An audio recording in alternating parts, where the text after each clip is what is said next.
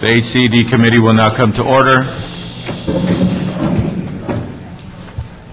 We apologize for the late start. Some of us are victims of traffic due to court cases and just extraordinary circumstances on our highways and byways throughout the city. I want to thank the members who are here on time. First, I'd like to say I would never compare my abilities to the incomparable former Chairman Herb Wesson, but I will try my best to conduct this committee in a manner that is due the respect and responsibility that we have to the people of Los Angeles. And I appreciate the opportunity and the honor to be the chairman of this committee. And once again, I'd like to thank the members for all of their good work and diligence throughout the years and for the years to come. So with that, we will start by... Mr. Chair? Yes. If I may, I'd just like to acknowledge the previous chair's work for these years in carrying us through some fairly turbulent times. I always appreciated his candor and humor under serious circumstances. To alleviate the intensity in the room is always welcoming. So thank you, sir, for your hard work. Thank you. Thank you. Thank you. Thank you all. The former chairman said a few words on his last meeting that he chaired of this committee. Would you like to say anything, add anything to that? If we could take up the CRA issue first, because I have a meeting. Okay. That's all. No, it's been a pleasure serving with all of you. Okay. But I'd still like to do that if you would. Thank you, council member. We'll go through the quicker items first, then we'll go to that item once we have clarity that there was some discussions with the staff on that item. So first, we'll go to item number 2, unless anyone on the committee would like to do otherwise. Receive and file item 2, and then also item 3 to receive and file item 3. Okay, no objection. That'll be the action of the committee. Receive and file items 2 and 3. And we do not have cards on those items. We'll next go back to custom and practice of this committee is to go to appointments first. So we have Ms. Carrie Morrison. Please come forward. Thank you very much. And this is an appointment to the Los Angeles Homeless Services Authority. Good morning. Thank you, Ms. Morrison. If you'd like to make a brief statement, and then we'll see if any members have questions. Good morning, committee members. I'm looking forward to the discussion, looking forward to City Council today, and also engaging any of you on any questions or thoughts you might have with respect to who I am. Very briefly, I am the head of the Hollywood Property Owners Alliance. I manage 2 business improvement districts in Hollywood, the Hollywood Entertainment District and the Sunset and Vine Business Improvement District. I've been there since the very beginning in Hollywood in 1996, and for 15 years. And issues related to homelessness have certainly been paramount in Hollywood from the very beginning. And I personally became very committed to becoming more involved in this issue about 7 or 8 years ago, when it became evident to me that the community, and the business community in particular, needs to work with government and with the social service sector in Los Angeles to really move the needle on this issue. So I am committed to this work. I'm looking forward to it, and I'm pretty passionate about serving the city in this capacity. Thank you very much, and this is a very important issue, this appointment. So, Ms. Perry? Thank you. And Ms. Garrison, I'm glad that you're here today, and I know that you've got a long history working very hard with the business community and the social service providers in Hollywood to help chronically homeless people. So I think you're probably aware that the city has done an enormous amount of work on building a continuum of care for homeless people in the city of Los Angeles, from the emergency shelters system to transitional housing to permanent supportive housing. So just a little fact so you can take this with you as you move forward, because this commission is a mix of county and city appointees. 85% of the housing for the homeless being built in Los Angeles County is in the city of Los Angeles. The city's Affordable Housing Trust Fund and the Redevelopment Agency and the Housing Authority have been the anchor for homeless housing development. To successfully house chronically homeless people, we've built supportive housing with on-site services. Now, this is for extremely low-income individuals. We have not been able to successfully house people living with disabilities, including chronic homelessness, mental illness, and substance abuse, without a housing subsidy or Section 8 or Shelter Plus care. The City of Los Angeles, or in the alternative, our Housing Authority, is now contributing about 20% of our rental subsidies for housing the homeless. And I wanted to know if you know the percentage of the rental subsidies that the county Housing Authority allocates to house the homeless. I do not, but I do know that there is frustration that the city and the county are not really working as cohesively together as they can because of the disparate resources. Well, let me just tell you so you know, when the county Housing Authority allocates 3% of their rental subsidies to house the homeless. So we're carrying the heavier load. And just so you know, the county pays $221 a month, an amount that hasn't changed over the last 20 years. And that's one of the major causes of homelessness in the region. I think one of the most challenging issues in the LAHSA Commission is how they treat folks, particularly elected officials, when they come forward to ask for assistance. And I want to highlight this for you, so when you join the commission, you'll be very aware of it.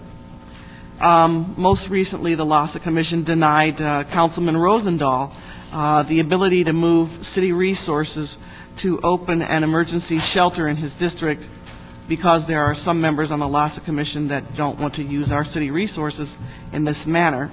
Now, in the past, I have spoken out on the record about commissioners taking the place of an elected official when the elected official is in the position to make a decision about what's right for his or her council district. When a council office backed by the police department and the community want to establish an emergency shelter, I would expect that the LAHSA Commission would be supportive of that effort. In this particular case, LAHSA was not. So when you get there, I want you to be aware and highly sensitized to that. I think it's all fine and well to want more housing for people who are homeless, and people talk a lot about it in theory, but they don't always get it in practice. I have 4 more projects in development in my own district right now, but in the meantime, we've got thousands, tens of thousands of people who need immediate help and protection.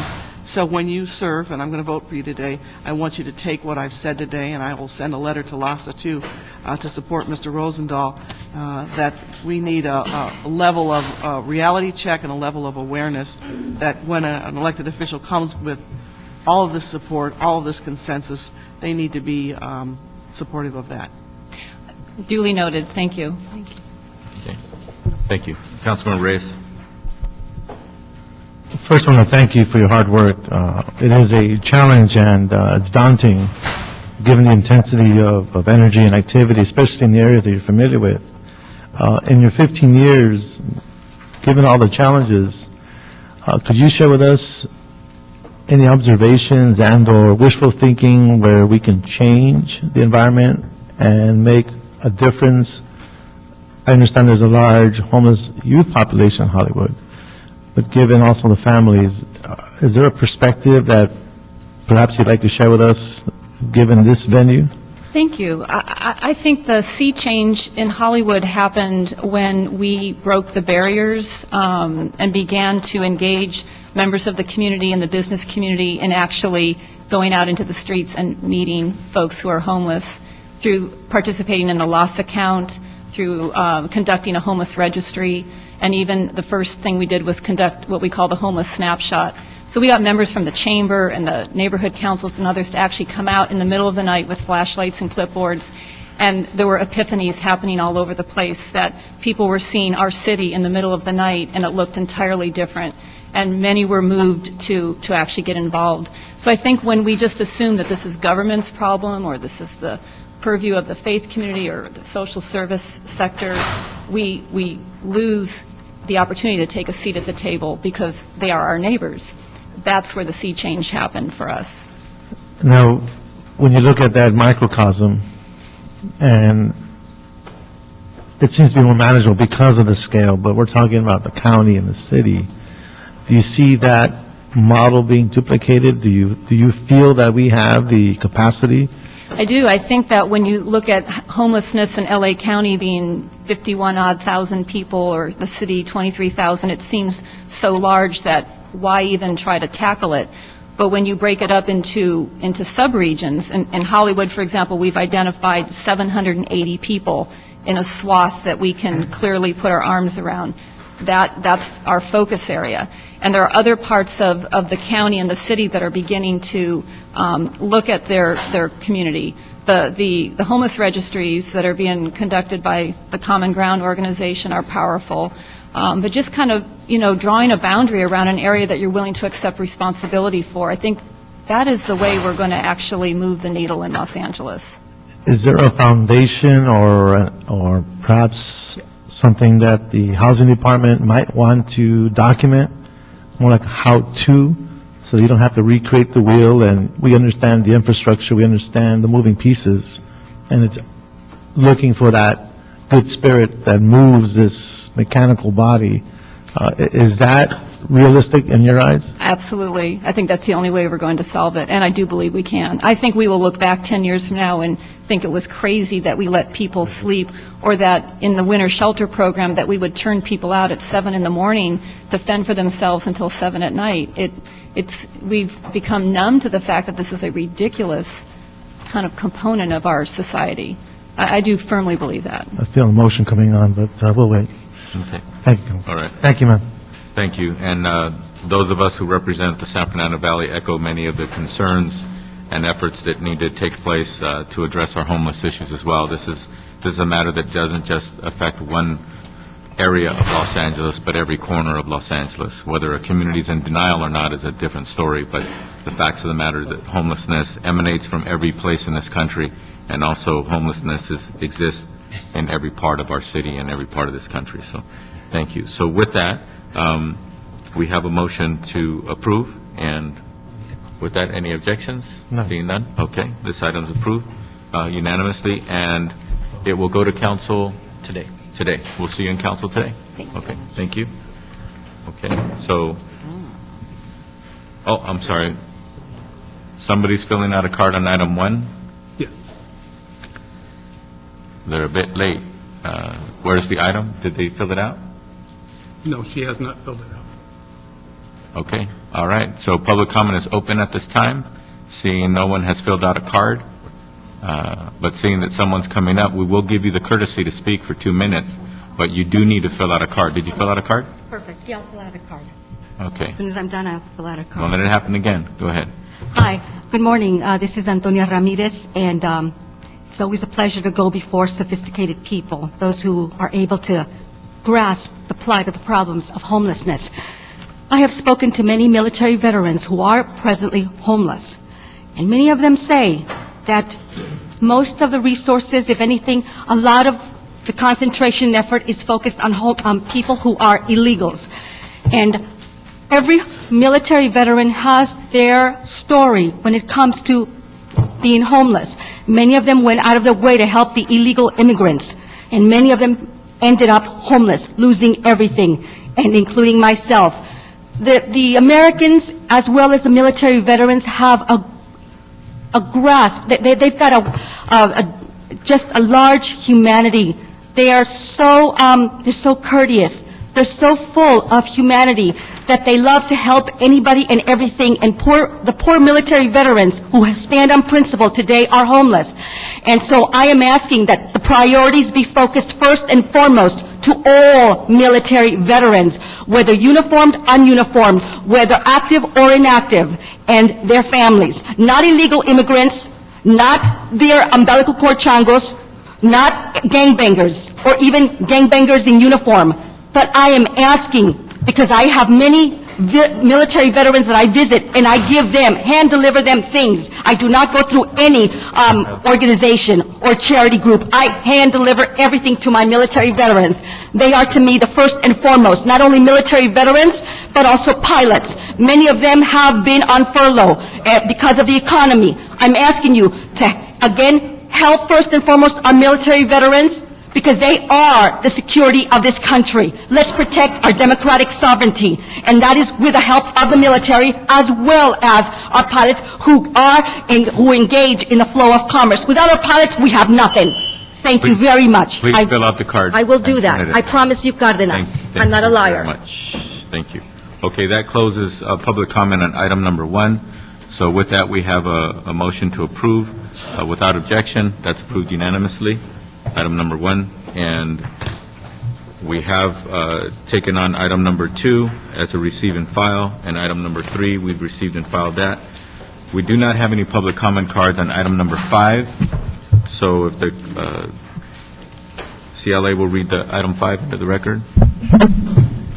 Item 5 is a CDD report and resolution relative to authorizing up to $15 million in tax-exempt bond financing by the California Statewide Communities Development Authority for the Alliance for College-Ready Public Schools.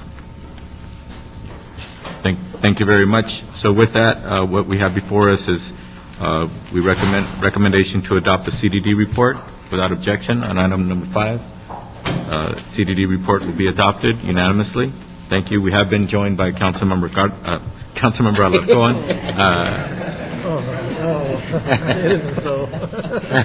We all look alike to ourselves.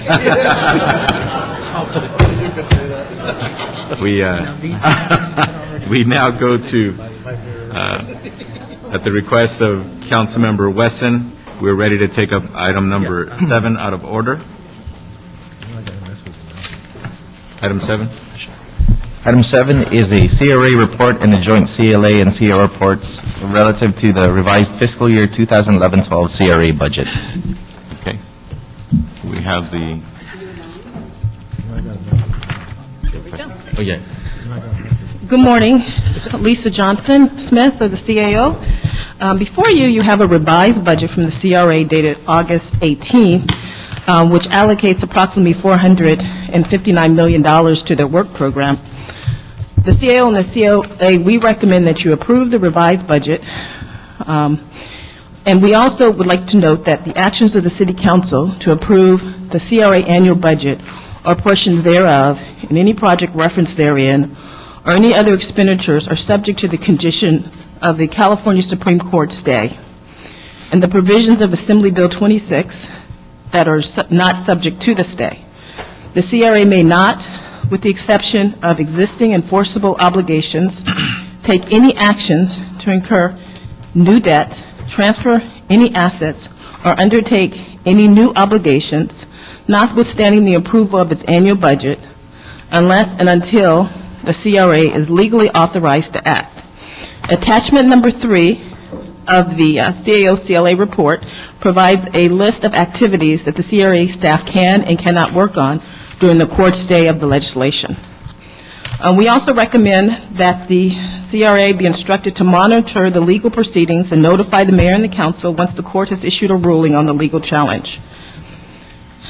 Due to the uncertainty of the final outcome of the court ruling relative to the future of redevelopment, we recommend that the CRA continue to limit its budget staffing, but not increase the number from the 213 authorized, but increase the number from the 213 authorized positions to 216 authorized positions, which is the number legally allowed by the state legislation. We also recommend that the CRA report back to the mayor and the council a 3-year staffing plan. In addition to that, on March 8th, the city approved the transfer of property from the CRA in the repayment of approximately $50 million to CDBG no-term loans, and that included the transfer of the Cal Plaza Towers, the Omni Hotel, and the MLK Shopping Center. According to the CRA, since 1983, lease payments associated with the properties have been considered general revenue and have been used to provide subsidies for both operations and work programs in deficient project areas. Therefore, we recommend that the CRA retain $3.3 million for 2011-12 to support South LA and Harbor regions. And as part of the requested 3-year staffing plan, we recommend that CRA submit a 5-year plan which provides general revenue subsidy for the South LA and Harbor regions.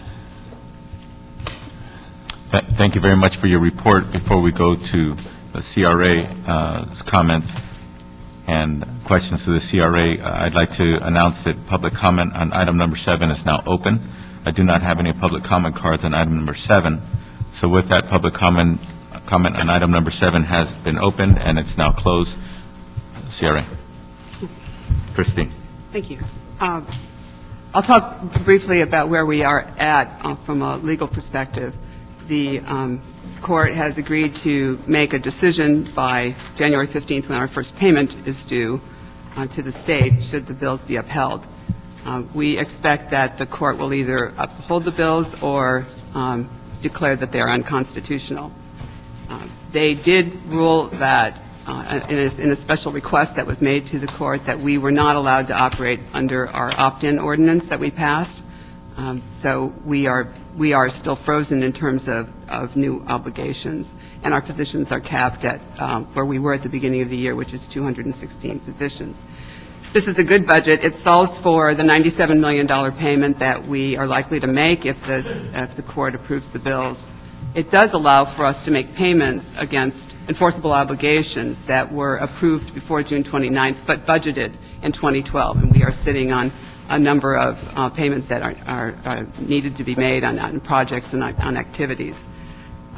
We also have recommended we move forward with this because we want to be ready to go the minute the court makes the decision and not at that point have to go through a budget hearing process and do what we're doing today. So it's a responsible budget. It contains us to what has already been approved prior to June 29th. It contains our head count, and it has all the protections in place for the city going forward. We are incredibly busy. As a matter of fact, it may not sound that way, but we had passed, as you know, a lot of projects in the early part of the year, and we are in the process of implementing everything that we got signed by June 29th. We also are doing a tremendous amount of compliance work and reporting work and trying to work to keep projects alive that are currently caught up in the state, looking for clever ways to keep the balls in the air. But we've lost a lot of people. We lost 44 people on December 17th, and since that time we've had many more leave the agency for perhaps what you call greener pastures. So we do have some critical hiring needs. They're very small in number. We are likely not even to reach the 216. But the 216 number is a good number for us for the duration of the year. So either way the court goes, if they say thumbs up, thumbs down in the legislation, we will commit to the, well, we had 217 in the report, but I think you've come back and said stick with the 216. We can stick with the 216 for the duration of the year, and we will work on a longer-term staffing plan once the court makes the decision. So we're hoping for the latitude to get going on some recruitments, a very small number of them, and we need the flexibility to do that, which I hope we can address in this budget process. Thank you. And then how's the morale of the remaining 203 staff people at the agency? Well, we're at 204 today. Oh, 204, okay. Good guess, though. Yeah, we had three people tender their resignations last week. The morale is, of course, challenged. I think everybody's relieved that that we are still in business and that there's a good reason for us to stay in business no matter which way the court goes. People are struggling with the workload. Some people are busier than others, and we're looking to try to continue to reposition talent to help those who need it the most. Okay. Thank you. And staff, CLA, CAO, CRA, and my staff has worked out an amendment to item 4B of the CLA, CAO report, and I'll announce that before the vote, and which will address the fact that everybody's in agreement on the number of staff that the CRA will be capped at, which is 216, but at the same time, making sure we give the department enough flexibility, and we will manage the hiring, but just not in the strictest term of the managed hiring as we've done throughout the city. So any questions from the members on item 7? Okay. Seeing no questions on item 7, you do. Councilmember Reyes. When we look at this notion of opportunity cost and what we're not doing, the staffing levels and the budget you have today, it allows you to move forward on obligations that, for example, I know there's a HUD grant that was generated by the CRA in the Northeast area regarding the river corridor. My question to you is, are we going to be able to meet those obligations to carry out those grants, one? And two, is there any way to quantify what we are, the lack of word slipped through our fingers because we can't get to it due to the lack of personnel or the lack of movement of projects that had a certain evolution in development that would have, in return, brought more resources to the city? So it's a two-part question. Councilmember, let me take the first question.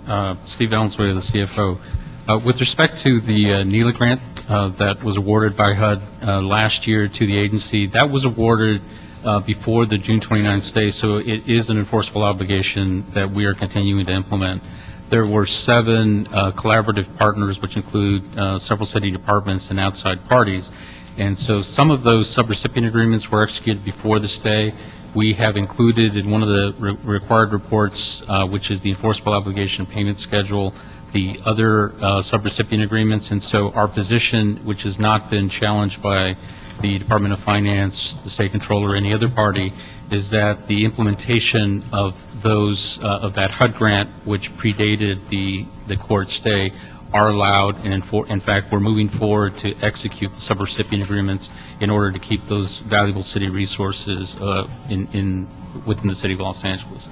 We're taking a very similar approach, working closely with Callie Martin and her legal team at the agency to ensure that we don't lose any other grants, and so it's a very sensitive topic, but one that we're continuing to evaluate on a case-by-case basis to ensure that we retain all of the resources that have been captured for the benefit of the city. And can we quantify is there a way to look at the matrix, if you will, of what we need to move forward, what we can do with current staff and what we're missing, what part of our opportunities are we missing? I just think it's important to see the bigger picture and how we should strive to reinforce the CRA to understand its value to certain communities, given the amount of work that's out there that could be lost because of the lack of staff and or the inability to finish certain commitments, given the scale of projects that you've had on your bailiwick, if you will. We are currently in need, particularly in the central office, for some finance staff and some compliance support that is mandatory. So we are short a chief accounting officer. We are short an accountant in that department. We've lost a lot during the ERIP and other people taking other positions. We have a Section 108 compliance person that is on our list. So right now we're focused on making sure we don't break any rules and that we get our job done. On the project staff level, we have a little bit more flexibility. So we're taking a look now at staffing plans and where we need to shore up or perhaps share staff and have staff do temporary assignments to help out in certain areas. But we will have a number of project staff on our list when we come back in January for consideration, depending on if the state gives us back our $97 million or if we're going forward with a reduced budget. I just want to take a moment to thank the staff for hanging in there. These are bleak times, and it's a real gut check for everyone to maintain a focus and come in every day with a sense of optimism that we can get something done, and that takes a lot of courage, and I just want to thank the staff for their hard work and their dedication. Thank you for saying that. Thank you. So at this time, we'll see no more questions from the committee members.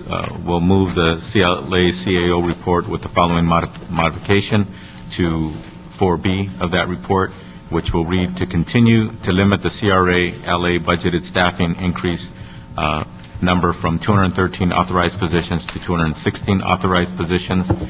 This is the number that is legally allowed by the state legislation, and that the CRA notify the CEO and the CLA of the intent to hire prior to posting position announcements for review between now and the court ruling, which is anticipated. Okay? All right. So with that, that's before us. Without objection, it's unanimous. Okay? Thank you, members. Thank you very much. Thank you, Mr. Chair. Now we will go to, that was item number 7. We have gone through items number 1, 2, 3, and 5, and 7. So we now go to item number 4.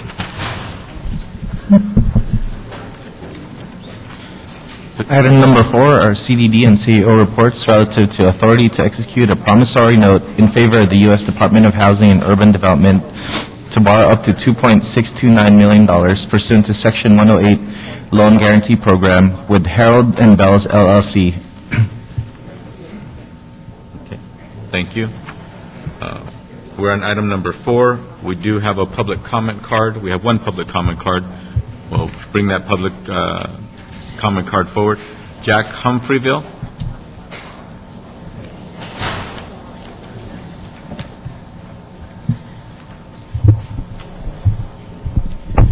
Good morning.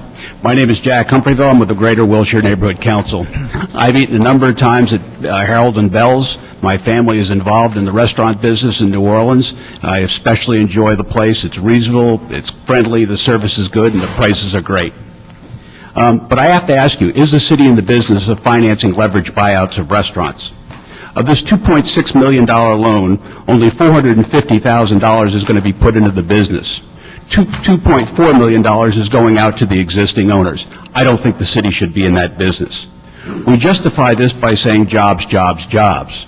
50 jobs are already there. Nobody's going to close this restaurant down and sacrifice 50 jobs, and the business is worth $3.3 million, according to the report, where they have $300,000 a year in operating profits, conservatively estimated by the CDD.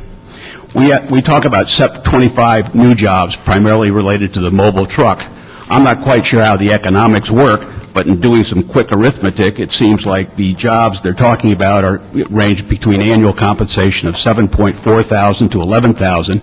You include tips, that number goes from $12,000 to $18,000. This is a great deal for the family. They're getting 8 times revenues, 8 times profits, no investment from what I can gather, and no personal recourse. The alternative to this is that the business should finance its improvements from its own internal cash flow. Each year they say they have a profit of $300,000. They have mortgage debt of $1.2 million. With $300,000 and only leverage of $1.2 million against asset values of $3.3 million, that's an easily financeable deal. This deal stinks. It racks of cronyism in the 10th District and is totally unacceptable use of our money. We should not be financing leverage buyouts. Thank you. Thank you very much. Do we have a staff person from CAO, CLA here?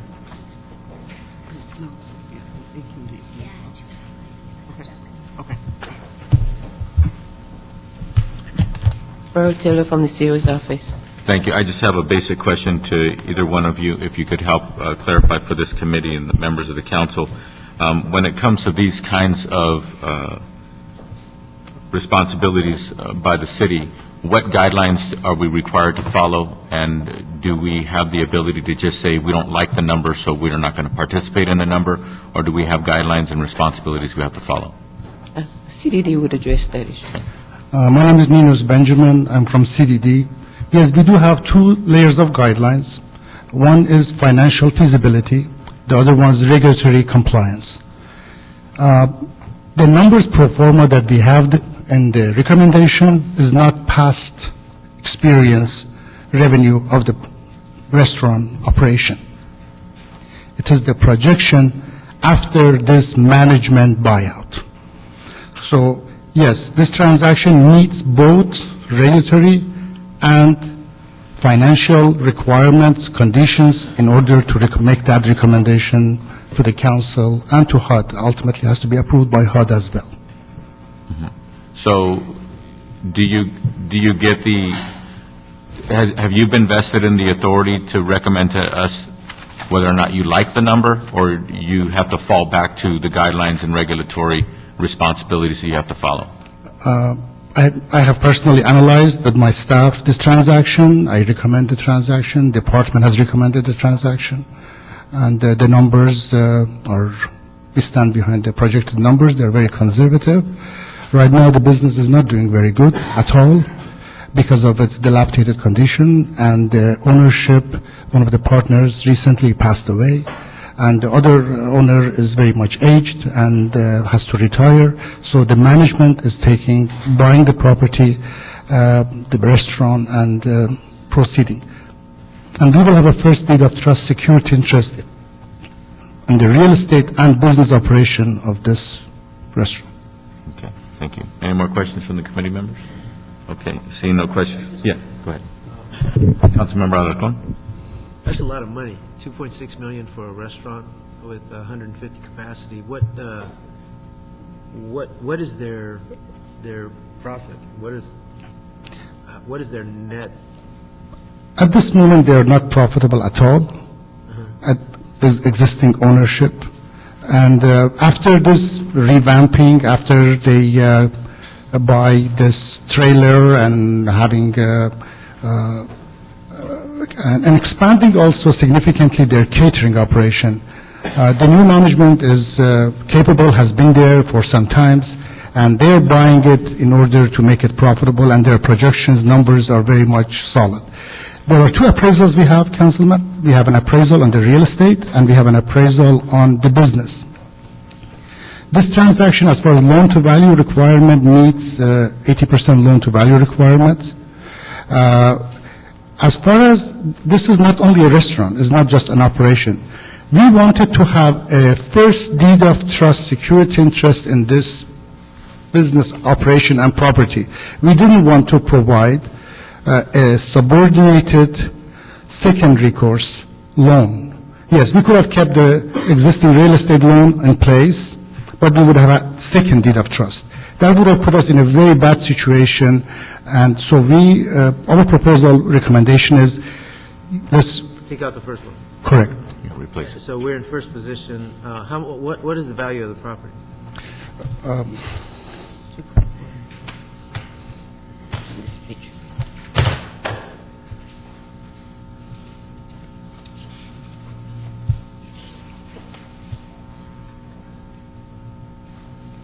Value of the real estate, correct?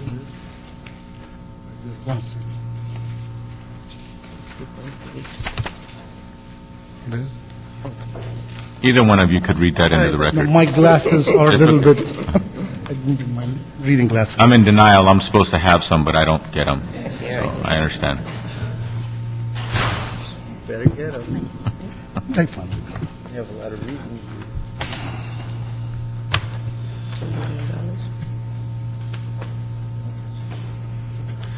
Real estate has appraised value of $2 million, and business without the real estate is $1.3 million. The business plan based on revamped, expanded catering operation has appraised business value of $1.3 million.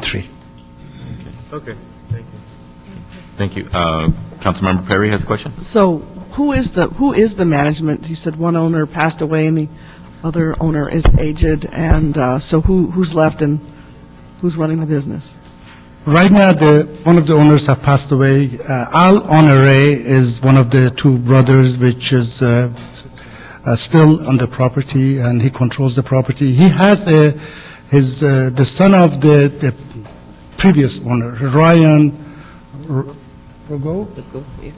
He is right now manager of the restaurant, and Al Honoré is a senior age, and he's on the verge of retirement. So this acquisition, I would like to make it another aspect very clear. We are not funding the sales price of this transaction upfront to sellers. A small amount, not small, maybe half of it, is being paid upfront, and this restaurant has to meet performance benchmarks next 2 years.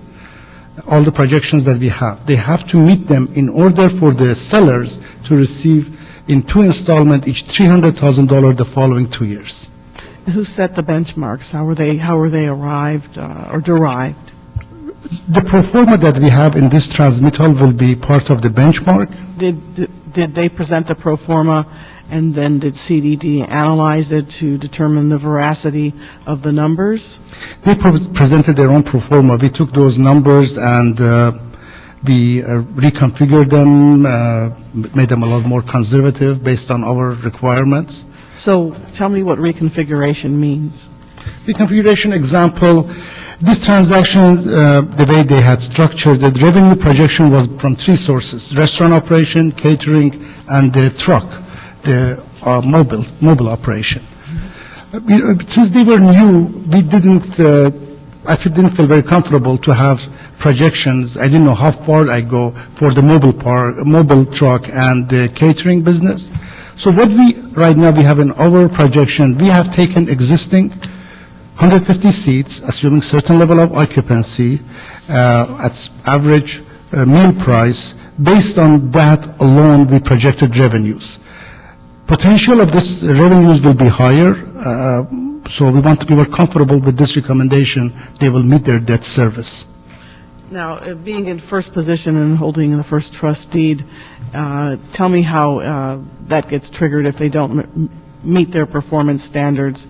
Then you step in and take control of the property through, a default process or what? That's correct. It's typical standard foreclosure, default, and we have to bring sell the property to another restaurant operator, correct. The real estate and restaurant together. Doesn't have to be sold together, but it can be sold to one entity, or real estate can be sold to one entity that can lease it to a restaurant operator. And what's the agreement on the job expansion? What's the understanding there in terms of where will they be working with a provider or with Job Corps or Trade Check or some local provider to provide the individuals who will be there for the, let's see, what is it? 26 expansion jobs? That's correct. And they will list all the jobs with the workforce centers. When I first was introduced to Mr. Honore, he was about to close this business. He has tried for months and months, worked with banks, with Embark, other sources trying to get this financed. And he was rejected everywhere. Frankly, he was on the verge of unfolding the whole business. This business is an establishment in South Los Angeles. For the community of South Los Angeles, this is an established business. So they have 50 jobs, and he was on the verge of closing, and they would have lost their job. But he's expanding. As a result of the new management taking charge, ownership, expanding the catering, expanding by offsite, they will hire. But I want to know, if we move forward on this, we need to have a strategy in place that's been agreed to. When I do certain projects, let me give you an example of Ralph's downtown. We had an agreement in place prior to the final implementation that they would work directly with Job Corps to seek potential employees for the jobs that were there pursuant to the local hire ordinance. Do we have something like that in this situation? Yes. Tell me which organizations they've reached an agreement with. The way all the Section 108 loan, not only this transaction, all the transactions that we touch right now, we require all the borrowers to list all their job openings with CDD-administered workforce centers. By that, we are controlling how many projects how many people they are listing for hiring, and who they are hiring, when we refer them, how they are considered. By that arrangement, through our workforce center, we are monitoring that. One more thing I would like to mention, when we have transactions approved, we have something called Employment Action Plan. Each borrower gives us detail To some extent, is projection, is improvising, because they don't know day one what type of people will be hiring. But to the best of their knowledge, as of that time, they will give us a concrete in writing employment action plan, and we'll try to keep their feet to the fire as far as to meet that, their action plan. There can be variations to it, but it has to be reasonable, and we have to approve it. You have to have what? We have to approve it if they deviate from the employment action plan. And what level of proof do you require? Basically, our primary objective is 51% of the jobs to be created, to be made available or hired, prefer hired, by low, moderate income person. And if a person does not have the training, the skills, they train that person. And if it's a chef, if it's an assistant chef, they train that person in that trade, but they hire from the low, moderate income applicants. If I could make a suggestion, you might want to consider going over to Los Angeles Trade Technical College and making sure that they post there, since they have a very vigorous and highly regarded culinary arts program. So you'd find an enormous amount of people over there who are already prepared and well-trained, and you'd be well-served to do that. And I would add that specifically in there, because it's within your catchment area, and I think that you would capture more applicants there who would be on point than from a work source center in some ways, as they're ready to step into restaurant and begin to work. I understand most of them are low income anyway. Well, in many cases, that's true. So it would fit your demographic requirements. We'll follow, make sure that we... Yeah, and I believe they have a hospitality training program there, too. So you get people who are skilled already and on point in culinary arts and in the hospitality industry. I know. So would you mind, can you include that? Absolutely, we will Okay, follow, make sure. I'll say that in the council floor also. Okay. Thank you. Councilmember Just wanted to Alarcon. ask, are the jobs living wage compliant? Excuse me, one. Are the jobs living wage compliant? The new jobs created? Yes, absolutely. So what That's does that, part of all the documentation for every loan that we do is living wages is a what does that requirement. mean? The 26 jobs, Let me explain. Hiring is from low-income people. I hope they pay them a lot more. When they hire them, it's not that they have to give them, minimum wage. I hope they give them at least I the living hope, wage. I'm asking what the contract requires. Contract requires at the minimum they meet living wage ordinance. At the minimum. The living Living wage wage. or minimum wage? No, living wage. City of Los Angeles living wage ordinance. Okay, what does that mean in practical terms? I mean, this is going to be a food truck, gourmet food truck. Is that what it is? Yes. One component. Okay, yeah. so I'm concerned about the wages. Are they going to be paid living wages? Because most food trucks don't pay living wage. In this, What are those requirements? if You're talking about the dollar amount? Yeah, I Of want to the- know what... the hourly like, dollar somebody amount? works... I do not food have the truck, schedule. How much are they going to be making? Or what are the... I just want to reiterate the living wage so that people don't think we're giving $2 million to somebody and then they're going to pay poverty wages. Yeah, this is Joanne with CDD. It depends on the classification of the job, and each job has different rate compliance to the living wage. So we'll make sure. What's the lowest they can be paid? Is it about $9, $10 right now? About $10.50. It's more than $10 an hour. So it's not minimum wage. No, it's not. They must be, Has to and they have an comply with option, they either get medical benefits, or if they don't get medical benefits, Right, That's, Then the hourly. that's higher. correct. of course. okay, then, and that is part of the contract? All our contracts, they have that Yes, that's. living wage requirement. Okay, thank you. Okay. And this one does. Thank you. Thank Thank you very much. So we are on item number 4, and what is before us is to approve the CAO's recommendation. Without any objection, we'll approve item 4 as the CAO's recommendation. Thank you very much. That's unanimous. Thank you. So with that, we have gone through all the items on the agenda. We are on our last item on the agenda, which is item number 6. We have public comment cards on item number 6. We'll go to that first, and then we'll bring the staff up. Yeah, read the item, please. Sure. Item number 6, our CDD and CEO reports relative to results of the Los Angeles Business Source Center system, requests for proposals, negotiation, and execution of agreements with 5 agencies selected to become service providers for the LAB SES. Thank you. We have 10 public, Excuse me, Mr. Chair, Richard Williams, City Clerk. We have a correction to both the CDD report and to the CAO report. On page 5 of the CAO report, the proposed contractors and target service areas, there's a correction. The initiating change in our neighborhoods community development corporation, the target service area should be South San Fernando Valley. And for the Valley Economic Development Center Incorporated, the target service area should be North San Fernando Valley.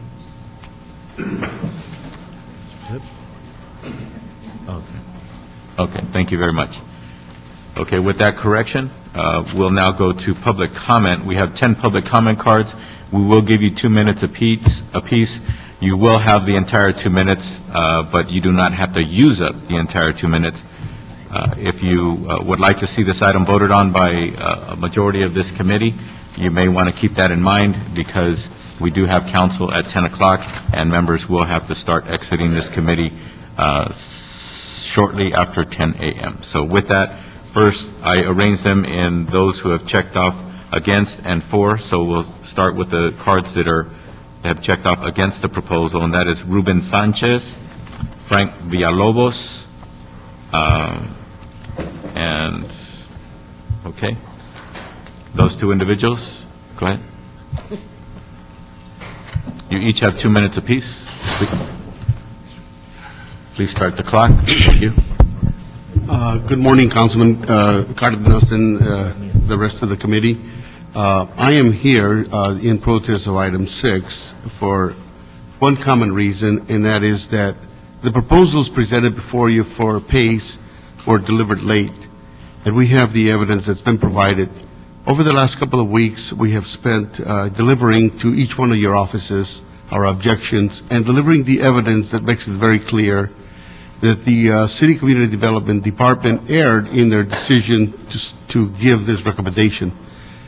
We cite that one of the evidence is that the PACE proposal came in at 5:01 when it's clearly stated on the RFP that they had to be on the 6th floor at the desk at 5 o'clock.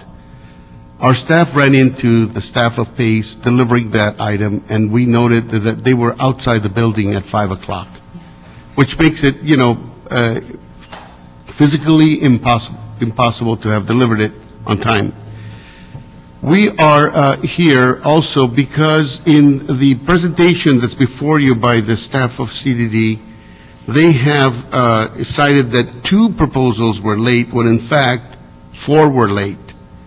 And what we are challenging, and we have challenged this with the City Attorney's Office, is that we know that other proposals like MCS and LACC were also late, yet only 2 were presented as being late. And there is a staggering, between them, which then eliminates 2 people from the competition. As we proceeded to appeal at the commission level, we were told that it's common practice for CDD to handle it this way. We think that it's unfair for those of us that have submitted, especially when our score was 98. We were, at this point, being put in the position of having to fight from behind. And so it's unfair. We want to level the field, and we're challenging that the city attorney look. Thank you. Good morning. Ruben Sanchez, I'm Program Director of the Economic Development Department for Barrio Planners. I actually wrote the proposal. I was there at the pre-bid meeting that specifically stated 5 p.m. cutoff. They pounded that over and over. All the RFP materials stated that 5 p.m. was cut off. Now, I actually provided you binders with reference to timesheet, so I don't know if you can just take a second to take a look at the log and timesheet. PACE was actually late, and there are 2 proposals, and what was odd to me is MCS was also late, but their proposal, which is in the middle, wasn't accepted. Now, it's a piggyback over another late proposal. It just really doesn't make sense. To me, is be consistent with the process with the CDD in regards to the way you see that fairness. That's obviously some sort of bias. And then to give them 100% in an area where we've been servicing for the last 10 years in the Los Angeles Business Assistance Program, exceeded all program goals, there's obviously some sort of bias going on within the CDD structure in that regard. Now, our appeal, when we appealed it to the hearing and the commission, their response was fine. We'll let this happen. Next time around, we'll go ahead and fix it. No, there's no next time around. For us, is fix it now, take care of this problem, and keep the consistency in regards to the process to the CDD. Because in the future, other bidders, that's just not fair for anybody. If you have a specific guideline and a requirement, you have to stick to your guidelines. That's not fair, and that's not transparent in regards to fair competition. Lastly, you'll see that they state on the last section, I actually tabulated it for you, that only 2 agencies were late again, right? And this was actually after the appeal recommendation. They only have 2 late agencies, which PACE had a 501 and 511. Now, we really don't know what's going on. All we want is you guys to throw out all the late proposals and stick to the process that the CDD had pretty much hammered to us initially through the RFP process. All we want is fairness, and all we want is consistency. And what we're seeing here is lack of that both. Thank you. Thank you, gentlemen. Next, we have Ana Cubas, Denise Hunter, John Hunter, and Carrie Doi. You can all come forward. We're pressed for time, so please get ready to speak. Thank you. Go ahead, Ana. Good morning, council members. Mr. Chair, my name is Ana Cubas, Chief of Staff to Council Member Jose Huizar. The council member asked me to be here today to express to you his concerns about the process that were already raised. The main issue that we have is for the vendor that was awarded the East Los Angeles area. That is the one that we believe had issues with their submittal. Also wanted to express the council members' continued support for Barrio Planners. We've had a long-standing relationship with Barrio Planners. They've had a long presence in East Los Angeles. Thank you very much. And Ana, by that long-standing relationship, are you saying that Barrio Planners has been providing satisfactory service to your community? Yes. Okay, thank you. Thank you. Please begin. Dennis or Denise Hunter or Reverend John Hunter and Carrie Doi, one of you. Certainly. Good morning, and to the committee members, good morning. Your name? I am Reverend John Hunter. I'm the pastor of First Amy Church in the same corporations.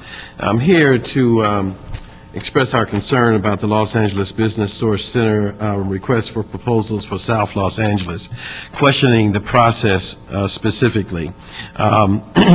We question whether it has been fair and unbiased. The chair of the Commission on Community and Family Services stated publicly at our appeal hearing that there was an appearance of bias.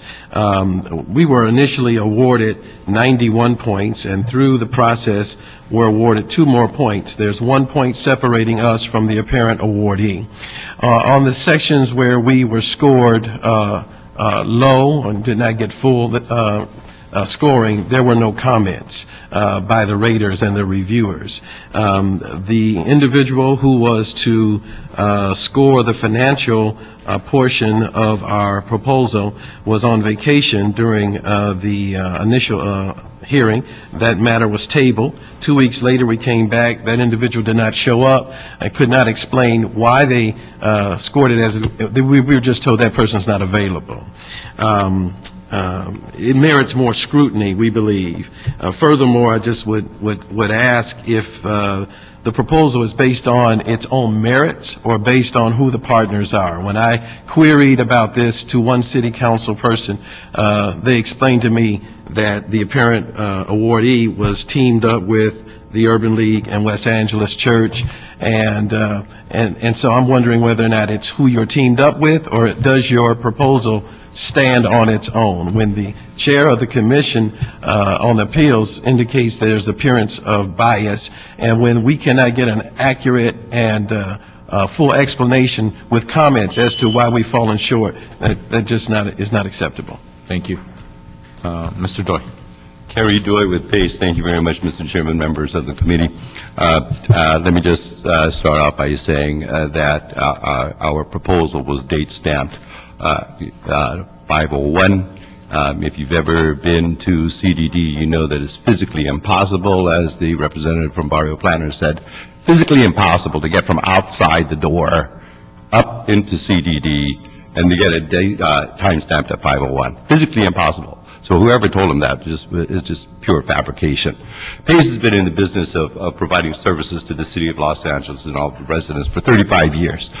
20 of those years providing small business services, and it's because of the success of the work that we do that we're able to enjoy the support of the corporations, foundations, government agencies such as the SBA, foundations, all leveraging funds to provide thousands of businesses, services to help them expand. Literally tens of millions of dollars in sales tax generated goes to the city of LA. Last year alone, we generated $9 million, almost $9 million in sales taxes. The issue is not process, because how could, when the clerk is standing there in a line and going through the proposals and then timestamps it and it comes out 501, we're sitting there in the building standing in line. So that's not correct, right? The issue is who can provide the best services. And what we're saying is that we do that way far better than Barrio does, and in a very multi-ethnic way. We have over 150 Latino staff and speaking over 40 different kinds of languages. Thank you. Thank you. Next, we have Maria Smith and Warren Cooley, it looks like. Please come forward. With Vermont Slauson.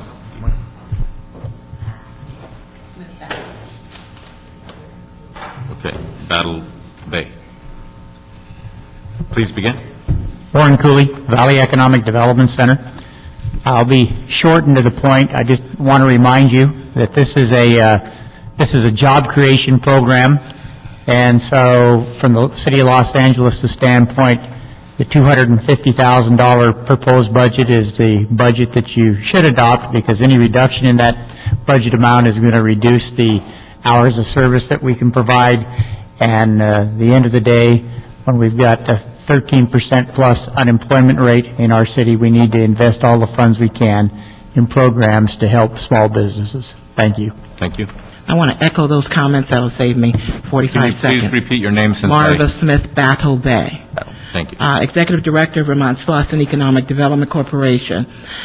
We've been in business now close to 30 years, providing business and economic development services and housing in South Los Angeles. I'm here to speak on behalf of support for Vermont Slauson as the selected vendor for this particular program. We have operated this program for a number of years successfully with the city and continue to achieve the goals that are recommended as part of the program. We have at least 15 strategic partners that are part of our contract. Yes, we have West Angeles. Yes, we have Urban League, 2 locations, but we also have USC, the Minority Business Development, as well as their Supplier Diversity Program. We have Trade Tech. We have a number of other community development organizations in South Los Angeles who are also strategic partners to us, Community Build and a number of others. So we are very much spread wide and deep in South Los Angeles, committed to this program, and we ask for your support. Thank you. Thank you very much. Deborah Heltz and David Gonzalez. Please come forward, David, sit down, and be ready to speak as soon as Deborah's done. Thank you, Deborah. I'll be brief. My name is Deborah Held. I'm the Director of Programs at ICON CDC, and we're excited and honored to have been selected to be part of the new Los Angeles Business Source Center system and to serve the South Valley. We'd just like to express our support for recommendation number 1. That's all. Thank you. Mr. Gonzalez? Good morning. My name is David Manuel Gonzalez. I've been working with Pacific Asian Consortium on Employment for approximately 4 years. November 17th is the day I started. I've been walking the beat in the 14th district for the past 4 years, alongside with the office of Jose Huizar. Many of you here on the panel know the track record of PACE. There's a specific reason why I chose PACE 4 years ago. I have dreams and aspirations of becoming a politician, perhaps a council member and or a mayor. That's what I aspire to be.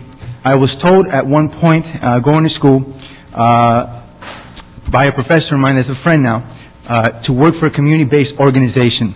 What did I do? I sought out the hugest or the most largest nonprofit organization in the city of Los Angeles. Sure, I hear there's a lot of fight in this room. There's a lot of reservations about X. But there's a missing variable here which I'm not hearing a whole lot of, is the people. I walk and I speak to residents. Not only residents, but business community residents. They are struggling. This should be adopted, what's on proposal here today, not because of the fact of why the reasons are for us to create more jobs, but just based on the fact of a track record. I know that there's other organizations here that are upset and what have you, but I believe we, as organizations, as nonprofit organizations here to serve a community, we should work together and utilize our resources as a whole for the better of the community, not just for one organization and or individual. With that, I yield the floor. Thank you. Thank you very much. Okay. That concludes our public comments. I called Denise Hunter, and I'm assuming that Denise chose not to. Okay, Dennis or Denise Hunter. Thank you very much. So with that, public comment is now closed on item number 6. I'll move to recognize Councilmember Reyes. Thank you, Chair. This is a difficult situation. I have great respect for both organizations. I've known them for long periods of time. I understand their sense of commitment to the community. That's not a question. I think what's before us is process. There is a set of rules and regulations that we go by when we do process this type of resources. That being said, and I'm looking at the clock, I know we're late, but I would encourage to listen to the council member of the district. The council member of the district 14 does represent the majority of that area. I put a lot of weight on that, but I also think the integrity of the process needs to be conserved, and I would encourage that we do consider barrio planners for that one particular service area, so that we can be consistent with the rules and regulations that were established by CDD when all the applicants were vying for these resources. Yes. Councilmember Perry? I too have an enormous amount of respect for the process, and the process protects us, the people who apply, and protects us from ourselves in many cases. And we're running out of time today, and I'd like to hear more. I'd like to hear from the department about some of the issues that have been raised. And I don't understand. What I'm saying is I don't know how we're going to make this kind of a decision today and have a discussion with the department and still be able to make a quorum downstairs. Well, you have the right to ask questions of the department. If members continue to stay, then we'll stay. I'm staying. Okay. Okay. All right. Is the department here? CDD?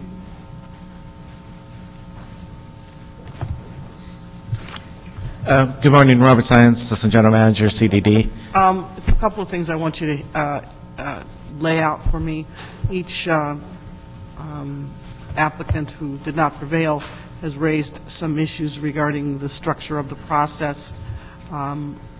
Ms. Barrio, and then Fame, and there's a third one. The third one is, maybe there's not a third one. Anyway, I want you to talk about the change in the point structure, the allegations regarding whether or not this is a process of who's on your team, or is this a process? I want you to go through all of that. So the main, first comment I'll say is that CDD really does protect the integrity of the process, and we do have a very well laid out method of how we handle the RFPs. Over the years, we've actually have an expertise in doing this. I'll turn it over to Manny Chavez, my colleague, who handles the process for our procurement, and he can explain it all. Another quick thing that I want you to talk about too, is this the appeal process itself? This is part of it. But it's a second, it would be a secondary layer of appeal. We did have a commission appeal board that actually heard this already. And then once the appeal process is exhausted, talk about what happens after that. City council is the final decision maker, and mayor, after mayor approves. Good morning, Manny Chavez with CDD. First of all, to address the, the tardiness issue, as Mr. Doyle referenced, organizations or applicants, the door is literally shut, or proposals are not accepted beyond the 5 o'clock deadline. We acknowledge when proposers are actually in the building, in the room, prepared to submit a proposal to us. It can happen that folks are literally in line as proposals are time-stamped. So a proposal that is time-stamped 5:01, the proposer may have actually been in the building at 4:55 or some other time. That is why we actually accepted that proposal with a timestamp of 5:05. The other two that were rejected had timestamps, I believe, of 5:15 and 5:20, which we acknowledged as being clearly late. So that was the difference between the two. That's to address the tardiness issue. On the second issue of FAME did contest the results of the proposal. They met with staff. We reviewed the scores with them. Their appeal was presented to the commission. We did recognize that staff had overlooked a couple of components or points in the proposal and did subsequently award additional 2 points to them. In both cases, however, the CCFS or the commission did uphold the department's recommendations. On the appeals process, they did request, or rather on the timeliness issue, they did request that we report back to them to address this issue for future RFPs, how we would revise our standards for accepting proposals. Thank you. I'd like to clarify something on the East LA proposals. What was the Barrio Planners final score and the PACE final score on the East LA proposal? The score for Barrio Planners was 96 and PACE scored 100. Okay. And are those two scores close enough within the purview for throughout this process for one to be replaced with the other? For example, it would be hard or probably not custom practice in the city to see proposals that are an 80 score and a 100 score, for example, that one would be replaced in the process. These scores, as you just announced, are within the plus or minus where they can be substituted as an awardee, as has been asked by Councilmember Reyes in his motion. The scores were very competitive in a number of areas in addition to the east side, yes. So it does fall in within that category as I described? I would say that our standard is if you submit a proposal that has a minimum of 70 points, you essentially qualify for funding. Okay, so a 96 and 100. Okay.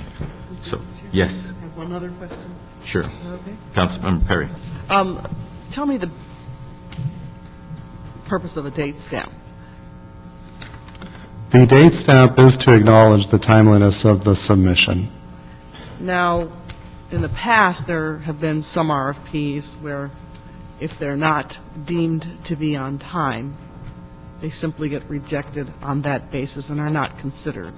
That is correct. That's correct? Yes. Okay, so is that the practice of CDD, or is that something that... Our practice, and it was not in this case, was literally to have staff stationed at the front door of the building to literally turn folks away at the door at 5 o'clock. We did not do that in this case, so they would have to go through security clearance and actually come up the elevator to the 6th floor. And So what was different? Why was this situation treated differently than has been historically the the practice of the agency? it was strictly based on the volume of proposals that we anticipated receiving. So if you think there's going to be a high volume of proposals, then you change the practice? We would ad station, hoc basis? we would attempt to station staff downstairs in the lobby. Okay, thank you. Councilmember Reyes. In the introduction of the application process, it was stated in the public comment that there was a very clear directive from the staff that if a proposal was not submitted by 5 o'clock, it would not be accepted. Is that true? The language in the RFP states that proposals accepted. No, not the language. Was there representation from the staff? A statement made to all the participants that if it was not submitted by 5, it would not be accepted. Was that verbally stated in the presentation? Proposals would not be reviewed. They may be accepted, but they would not be reviewed. And that would have been made, that statement would have been made in a technical assistance briefing for proposers. Okay. Go ahead. Councilmember Alarcon. You stated that 2 proposals were deemed late. Correct. One of them was MCS. Correct. What was their time? I believe it was 5:20 or 5:15. I don't have that in front of me. And are you aware that they were the 14th submission? The 14th submission. Is this a correct time log? Yeah, I would imagine that it is, given that it looks So familiar. I show MCS as being the 14th submission. Okay. The 15th submission is Pace. Okay. And they were not deemed untimely. Pace, MCS was deemed untimely. Pace did apply for multiple areas, so they submitted an application for the harbor area as well. I'm not looking at that proposal, I'm looking at number 15. How could number 14 be deemed untimely and number 15 be deemed timely? The,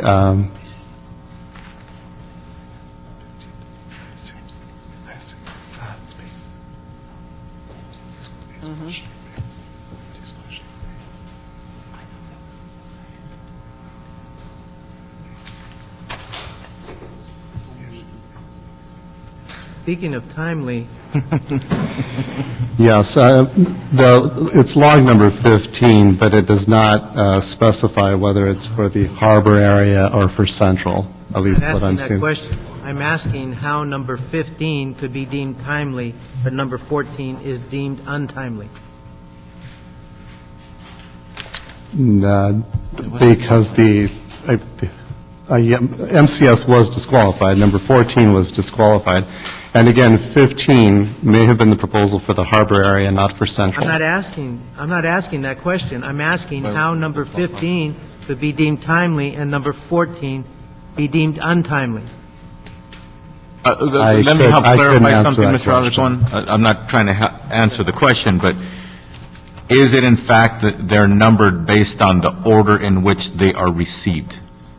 Clarify that. That would appear to be the case, yes. Okay. Now, I understand the pace timestamp was 5:11.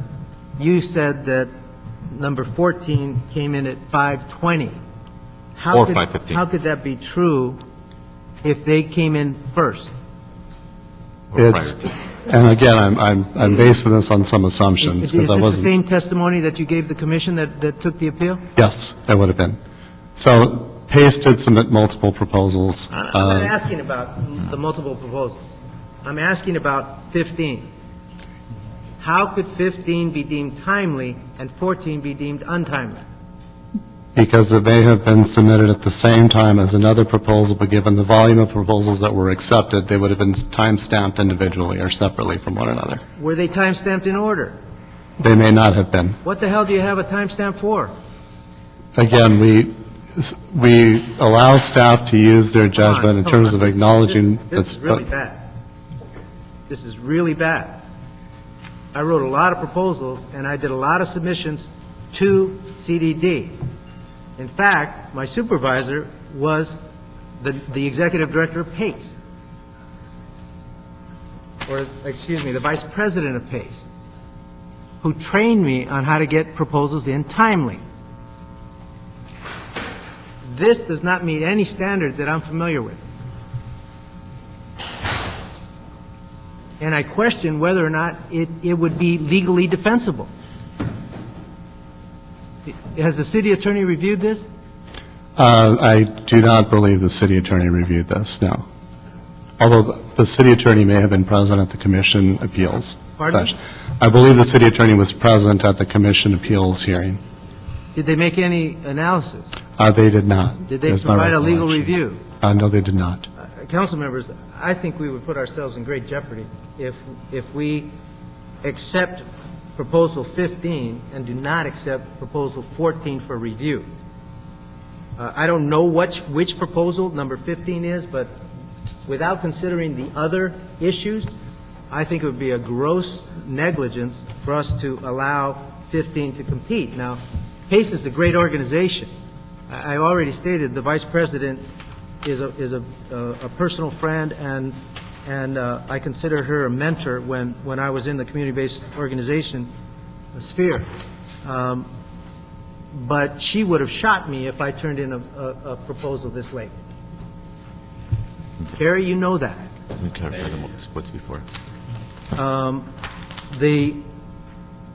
So I don't understand how 15 could be accepted and 14 could not be accepted.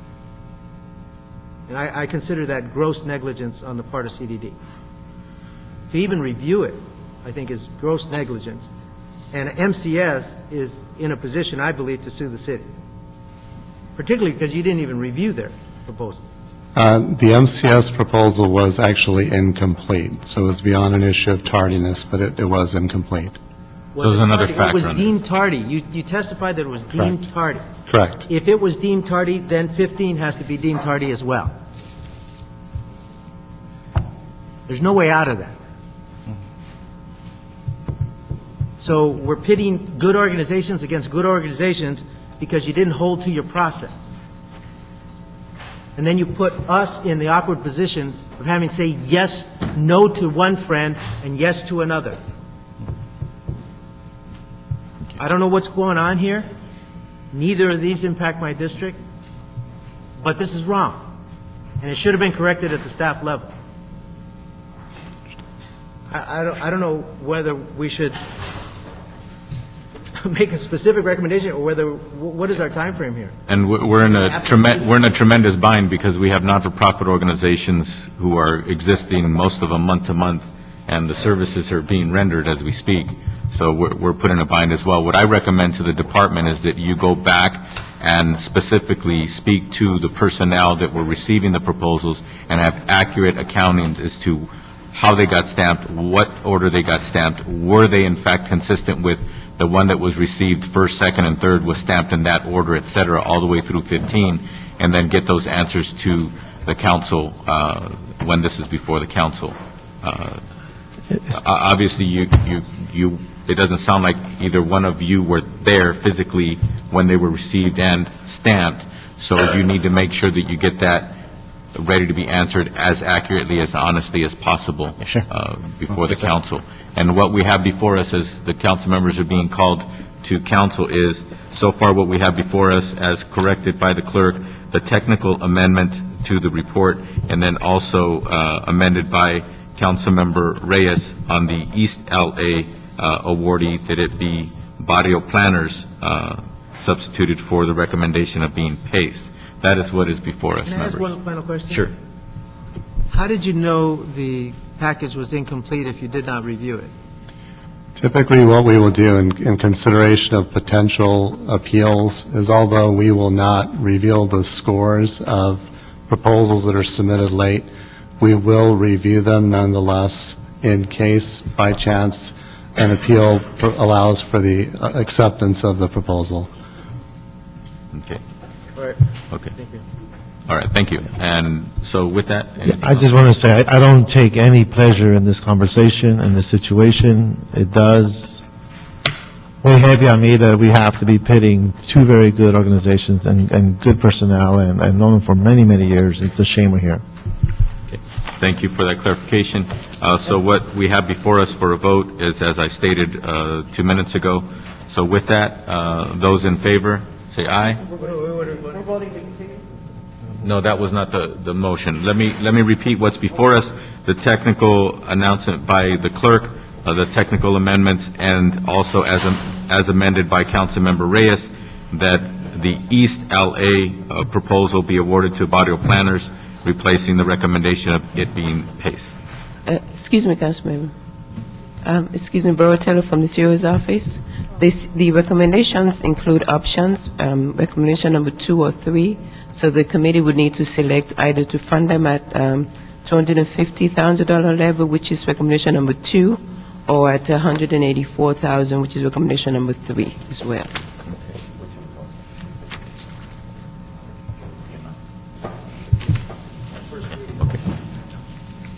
The CDD report includes the 250, so that's what we're looking to adopt as amended, the CDD report. Okay. Thank you. Was council? Is council still? Canceled, sir. Council's been canceled? Yes, sir. We've just been awarded more time. Manny feels really good about that.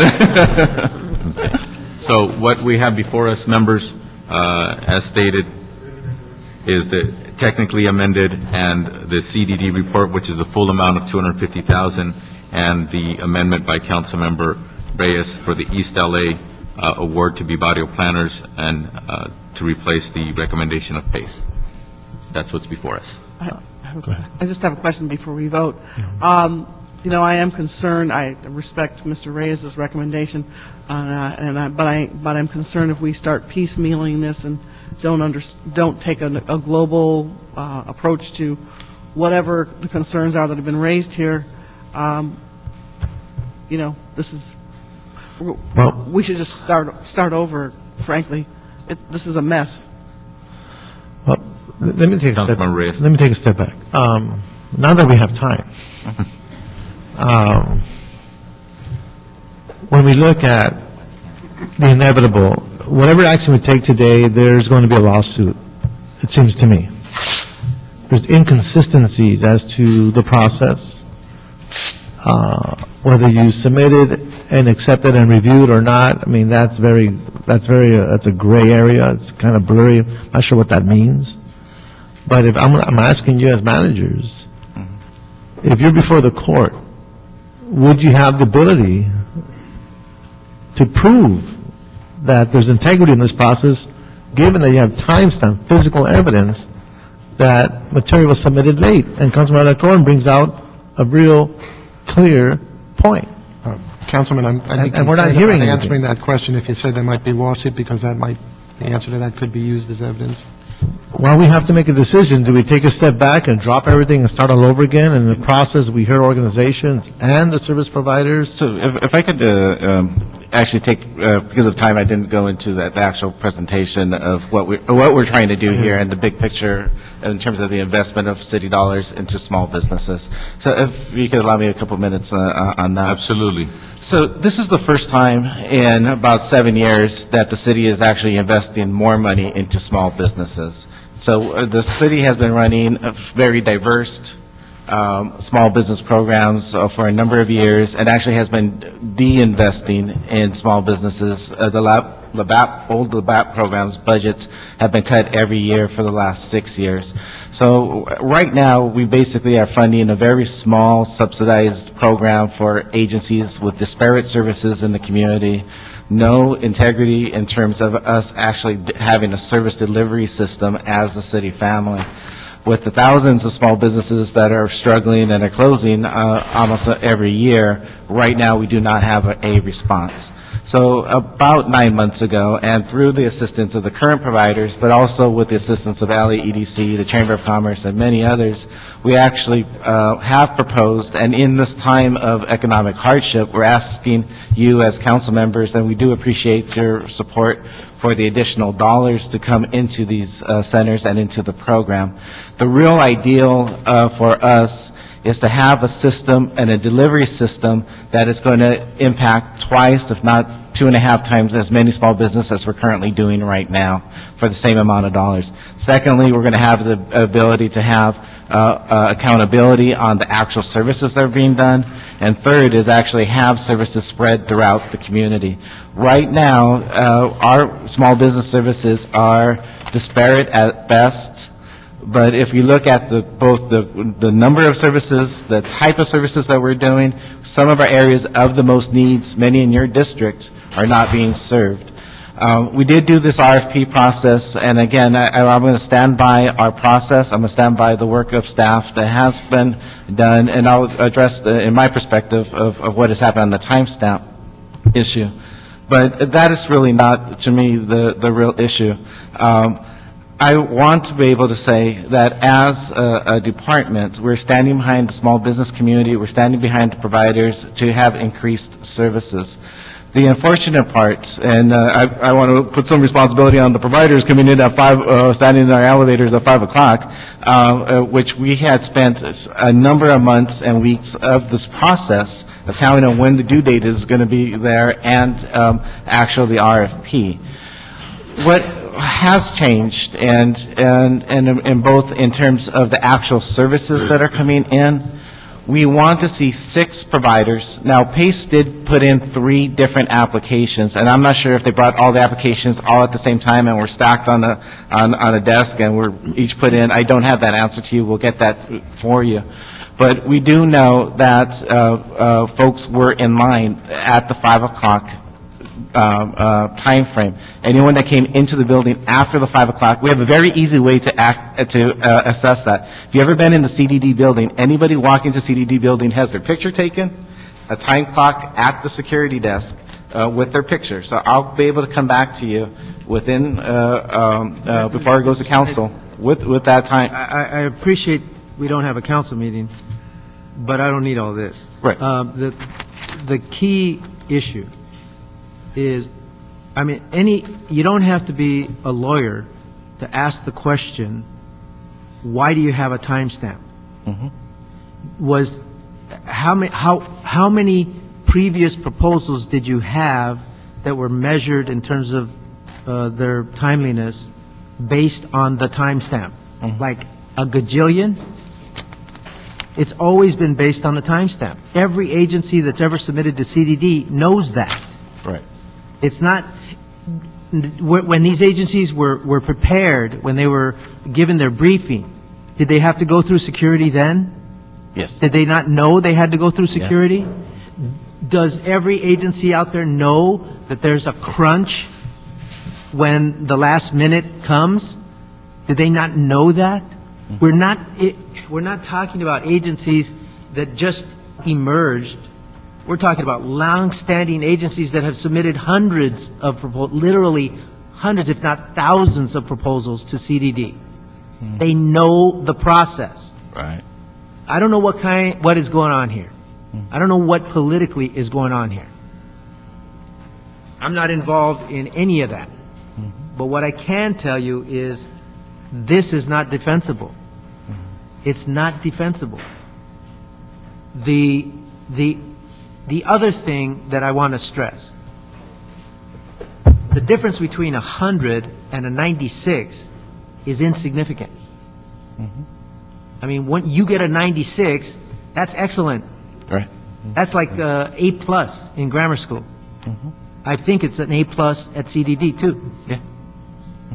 So the agencies are essentially equivalent. When agencies are essentially equivalent, anything can tip the cow.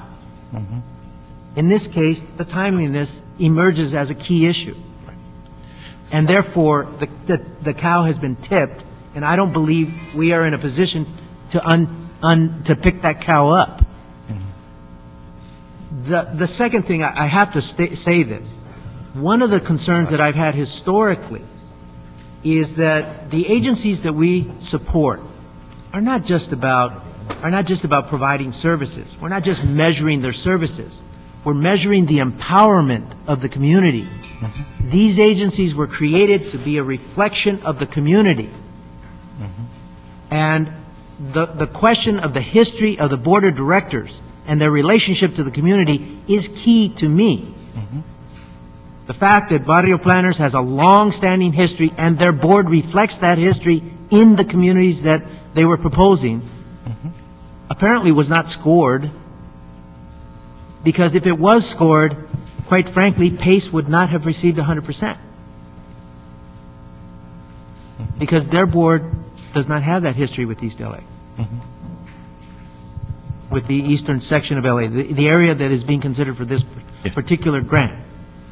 We agree. So all things being considered, the timeliness issue emerges as a dominant issue. And that's why I cannot support it.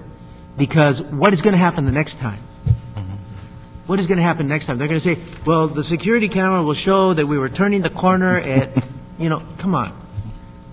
The timestamp is what, that's why you did it. The timestamp is what prevails. And I'm going to respect that.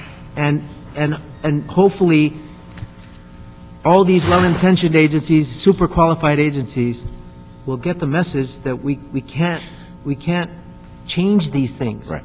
They're legal issues. And so we have to, I appreciate that. think that staff needs to be aware also. You are putting us in a horrible position as political leaders when you do not stand up to your process. Put the timestamp at the front door. Would that be so difficult? It used to drive me crazy. And we didn't have security back then.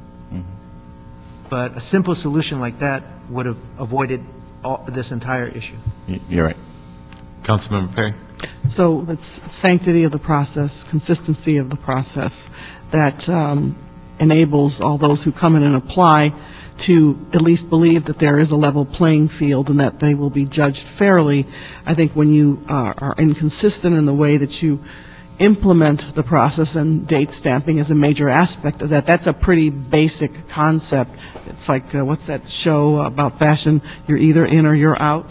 I can't think of the name of it. But, Project Runway. But you say you're either in or you're out. Yeah, I forgot the name of it. Councilmember, it's Project Runway. Okay, yeah, okay, it's Project Runway. Project Runway. But, I mean, you undermine yourselves when you are not consistent every single time. And it's also not fair to the people who prevailed in the process, because then they prevail, and then, what does that mean? Allegations are raised about fairness and consistency of treatment, and here we are, we're still talking about it. We are so concerned about it, we actually broke the quorum for the city council meeting because it's that serious.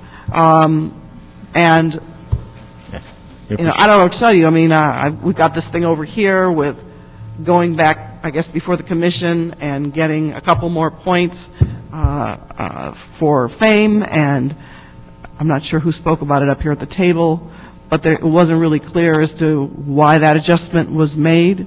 I think there was not a lot of substance presented in detail about why this process enables people to make adjustments if you've already made an initial decision, or was that an adjustment based on an appeal? It was based on the appeal, and the appeal board made the adjustments. And what? The appeal board made the adjustments, the additional 2 points. Tell us what the basis was for the adjustment?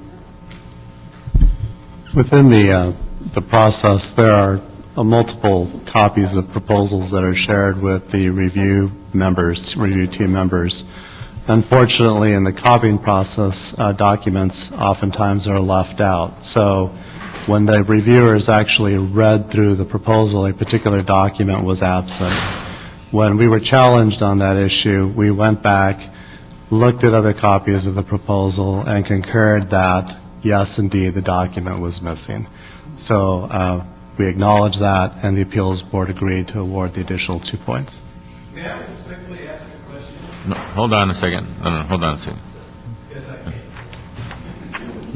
can. Madam Perry? I can hold for now. Okay. So again, what we have before us as a formal motion, the last motion that was made was by Councilmember Reyes. I don't know if Councilmember Alarcón, you had made a comment in the form of a motion or just a statement. So what we have before us, again, is a vote at this time of the technical amendment as clarified by the clerk at the beginning of this item, and then as amended by Councilmember Reyes, that the East LA recommendation by the department be replaced from PACE to Barrio Planners in the East LA portion. And this in its entirety is 1, 2, 3, 4, 5, 6 areas. And before we go to a vote, what I'd like to ask the department is, the point that has been deliberated and is very important and is very disturbing is the date stamp on some of the proposals. Even though PACE had submitted more than one proposal, it's not clear to this committee at this time which of those proposals in question, as far as date stamp time after 5 p.m., which of those proposals were relevant to a particular area that they submitted for. Because that in and of itself is something that has tarnished the process, but it doesn't necessarily mean that it has any material effect on each one of the 6 areas. Right. So the last one that PACE submitted that was not, the harbor one, it does not play into this. It was submitted, it was disqualified, or was reviewed, but they are not a part So of the it. date stamp on 5/11 or 5/10 on the PACE proposal was for the harbor area, but that particular date stamped late proposal is not part of the 6 recommendations that's before us. Yes. Okay.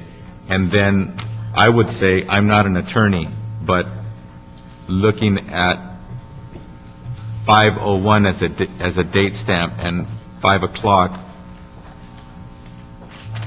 I would assume that a judge could find that reasonably as on time if a judge were to opine on that.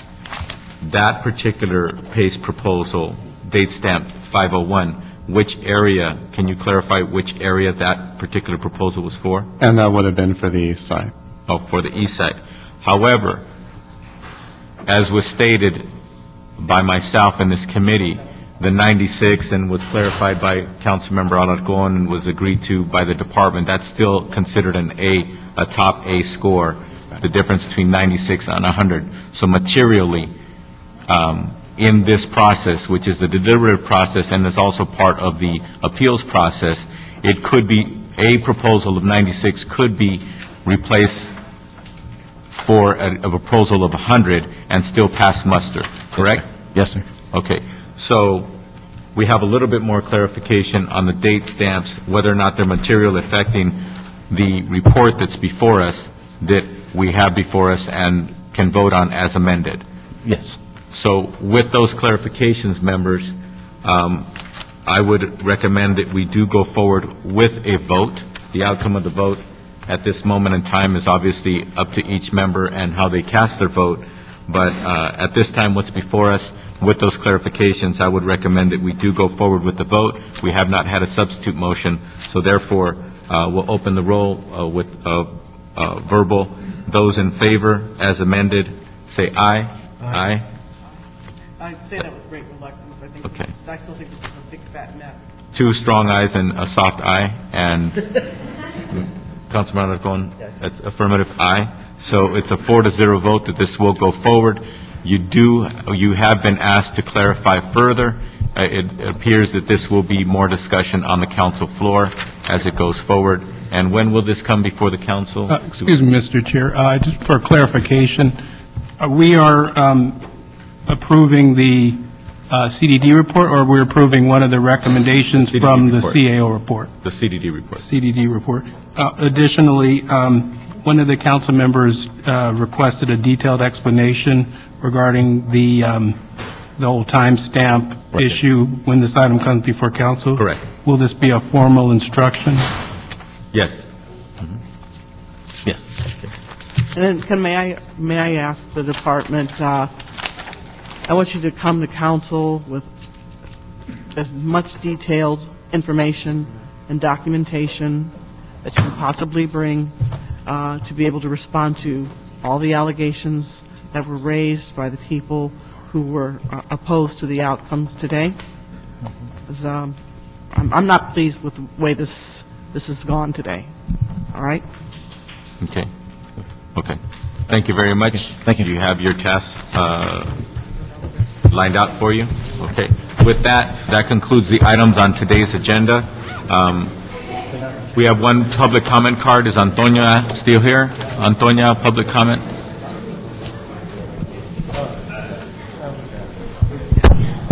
You can go this way. Antonia, yes. Antonia, just so you understand, on general public comment, you can speak to items that are not before us today, so therefore they are not up for a vote or discussion by the members of this committee. So please don't be offended if some of the members had to leave. I said, please don't be offended if some of the members had to leave. Shh. Can you please take the conversations outside? Thank you. Okay, you have the floor, Antonia. Thank you.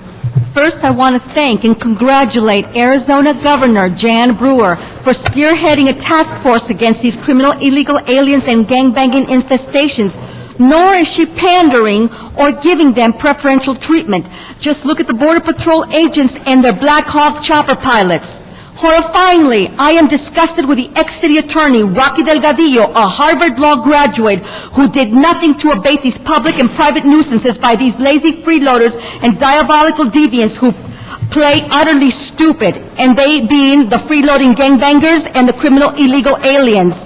Who go hand in hand. Rocky Delgadillo and all Latino politicos have failed miserably to curtail and eradicate these criminal empires, most notably the cesspool of East LA and other Latino cesspool pockets throughout the LA County. In sum, Rocky Delgadillo and all Latino politicians have helped create an environment of chronic homelessness for all legal law-abiding citizens, all military veterans, all pilots and their respective families. Moreover, Latino Hispanic politicos never follow through on anything. That's why I gave up on them, with the exception of my father, and he is not a politico. Yet they were too busy providing social aid, financial welfare, and grants for all bogus community programs like East LA for criminal illegal aliens and freeloading gangbangers. Hell, it's criminal and treasonous. And I especially don't enjoy the two twits sitting behind Cardenas who act like viejas chismosas and unprofessional. But having said that, again... Excuse me, this is public comment. Exactly. This is, and I demand also the professionalism on my part. 1 second. I do chair this committee. Okay. And I just want to let you know, you can make general public comments, you can make disparaging remarks that are general. Please do not make... Not disparaging, but the truth. Look at the two behind you. Please do not utilize, I will not allow anyone, including yourself, yes, I'll give you your time back, your 20 seconds. Thank you. I will let you know that I will not allow, and it is not my responsibility to allow you to make disparaging remarks toward an individual. I wouldn't call them disparaging, I call it the truth. Look behind you. If you turn around, As the chairman of this committee, I make that determination as to how to receive those remarks. You have 20 seconds. As a public servant, act as one. You have 20 follow seconds. through on that. Look at the two individuals behind you, unprofessional. Look at them. But I'm the one that with the balls to stand up and say, look what you have behind you. They represent you. They are an extension of you, not me, because they wouldn't work for me. I like professionalism and brother. That is a conclusion of your time. Thank you so much. Thank you. This committee is now adjourned.